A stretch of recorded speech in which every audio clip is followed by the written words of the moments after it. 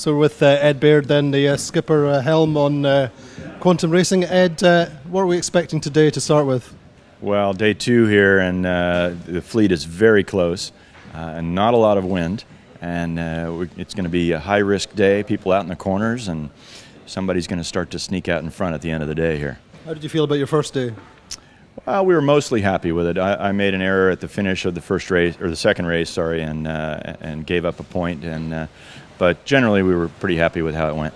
And tell me about the secret weapon we've got behind us. It seems to be a lot of work going into it for tomorrow. Yeah, well, the A3s are something that the class is using now in these longer races, and everybody's got a little different idea of what is the smartest way to make one. So what's your idea? Well, I think you have to wait and see them all up, and it'll be more obvious what the difference is. But I mean, there's a restriction of how big they can be and how small, and it's just everybody's idea of what's going to go fast. You seem to be putting a lot of work into it.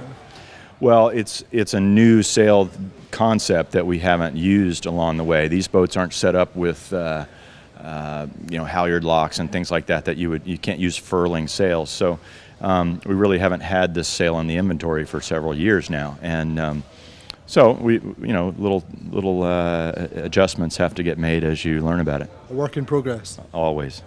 Anyway, 6 years ago today, I think you won the America's Cup. What do you remember about the day, and is it still fresh in your memory? No, I remember it was the time that I realized that Ernesto Bertarelli thinks much quicker than the rest of us, because we crossed the line.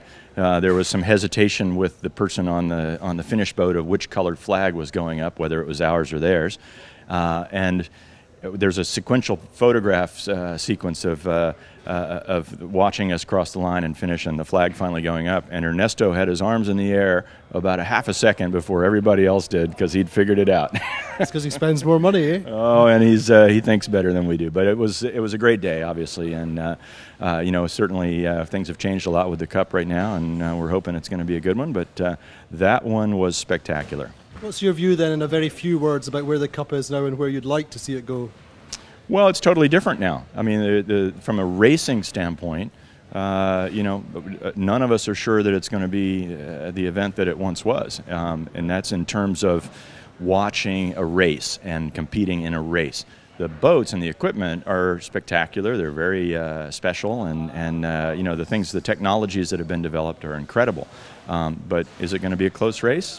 I'm not sure about that. We'll wait and see. Have a good day. Thanks, Ed. Thanks.